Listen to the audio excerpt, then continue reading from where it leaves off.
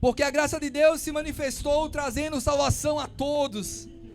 Ela nos educa para que, renegadas a impiedade e as paixões mundanas, vivamos neste mundo de forma sensata, justa e piedosa, aguardando a bendita esperança e a manifestação da glória do nosso grande Deus e Salvador Jesus Cristo.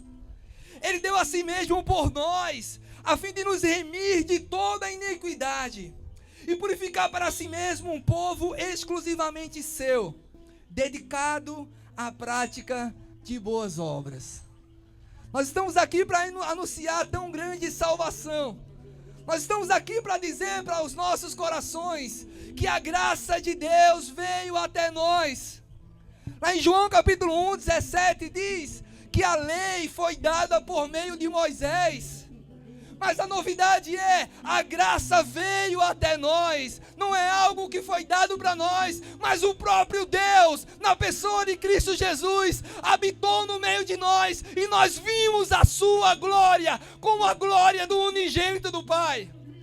Jesus Cristo veio para que nós pudéssemos conhecer tão grande salvação. Jesus Cristo veio para encontrar os nossos corações e nos dar um novo rumo, uma nova história, uma nova direção. Eu quero ler esse mesmo texto em uma versão mais na linguagem de hoje. É a versão Nova Bíblia Viva. Eu vou ler mais uma vez esse texto e depois eu quero conversar com você um pouco mais sobre essas verdades. O mesmo texto de Tito, capítulo 2, versículo 11, diz o seguinte: porque o dom gratuito da salvação eterna agora está sendo oferecido a todos. E junto com esse dom, vem a compreensão de que Deus quer que nos voltemos da vida ímpia e dos prazeres pecaminosos para uma vida correta no temor de Deus. Deixa eu parar um pouco. Esse dom maravilhoso está sendo oferecido para cada um de nós.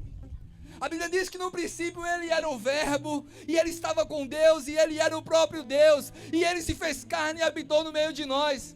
A Bíblia diz que ele veio buscar e salvar o que estava perdido, que ele veio para destruir as obras de Satanás, e ele veio para encontrar o meio do seu coração, ele veio ao nosso encontro. A Bíblia não é uma história do homem tentando chegar até Deus, mas é uma história de Deus tentando chegar até nós. Um Deus que não desiste, um Deus que insiste, um Deus que morreu a nossa morte, para que nós pudéssemos receber tão grande salvação. A graça de Deus veio até nós, e sabe o que é a graça de Deus? Deixa eu trazer esse conceito teológico para nós. A graça de Deus é Deus fazendo tudo por quem nada merece. Sabe qual é a grande diferença do cristianismo para as outras religiões? É porque na maioria das religiões você precisa fazer algo para conseguir ser aceito por aquele Deus, por aquela entidade ou por aquela religião. Você precisa fazer o bem para tentar, reencarnar numa pessoa melhor. Você precisa fazer o bem para tentar merecer o céu. Você precisa merecer o amor daquele Deus. Mas no cristianismo, na religião do Deus Pai Todo-Poderoso, nós não temos que fazer nada, apenas aceitar o que Ele fez por nós, o que Ele fez por você. Ele morreu a nossa morte. E nós podemos receber pela fé, crendo no Filho de Deus. Romanos 10, 9 diz que se com tua boca confessares, se no teu coração tu creres que Deus o ressuscitou dentre os mortos, tu serás salvo, pois com o coração se crê para a justiça e com a boca confessamos acerca da salvação. Jesus veio ao nosso encontro para transformar a nossa vida, a nossa história e mudar a nossa sorte de uma vez para sempre. Aquele que era Deus e sempre continuou sendo Deus, Ele veio marcar a história em antes e depois de Cristo. Mas não somente a história Ele veio marcar a minha e a sua história. Ele quer mudar completamente o rumo e o destino das nossas vidas. Ele quer trazer um novo rumo para cada um de nós.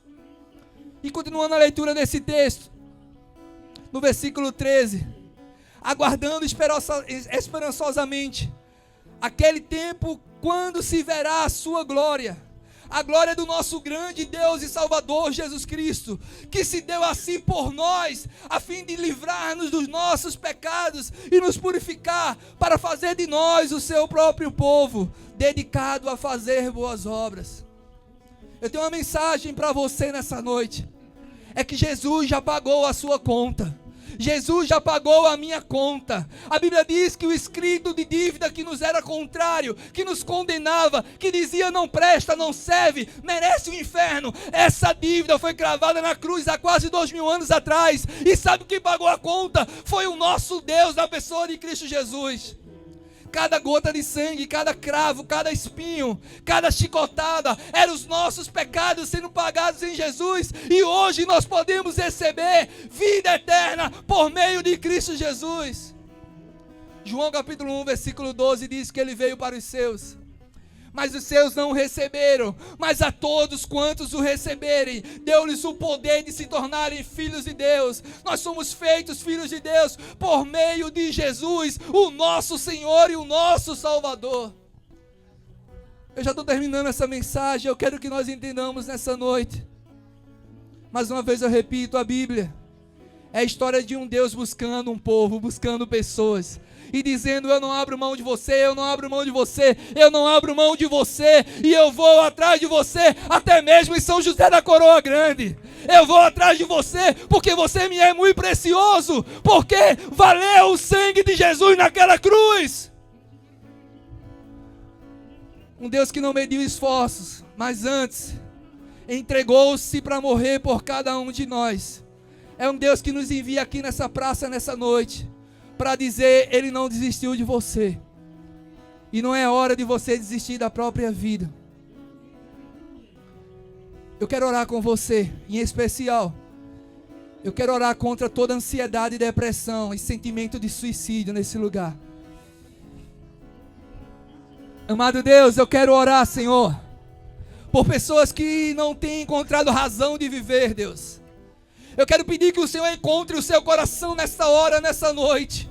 E venha, Senhor, livrando de toda ansiedade, de toda depressão, e todo sentimento, Senhor, de desesperança e de querer desistir da própria vida. Eu quero declarar que o Senhor nessa noite entra trazendo um novo sentido, um novo propósito. Aonde havia planos de morte, haverá planos de vida e abundância de vida. Porque Jesus não veio trazer vida qualquer, mas Ele veio trazer vida e vida em abundância. E essa vida abundante que nós profetizamos nessa noite não é sem problemas, não é sem dificuldades, não é sem turbulências, mas é com o Senhor da tempestade no nosso barco, é com o Senhor dos ventos, é com o Senhor do céu, é com o Senhor da terra, navegando ao nosso lado. E ainda que a tempestade seja grande, Ele estará conosco ao nosso lado, e Ele estará dizendo: não temas, porque eu sou contigo. Não temas, porque eu te ajudo. Não temas, porque se ainda passares pelo fogo, o fogo não vai te queimar. Se nas águas profundas entrares, tu não se afogarás, porque eu, o Senhor, estou contigo, e eu sou o Senhor do céu e da terra.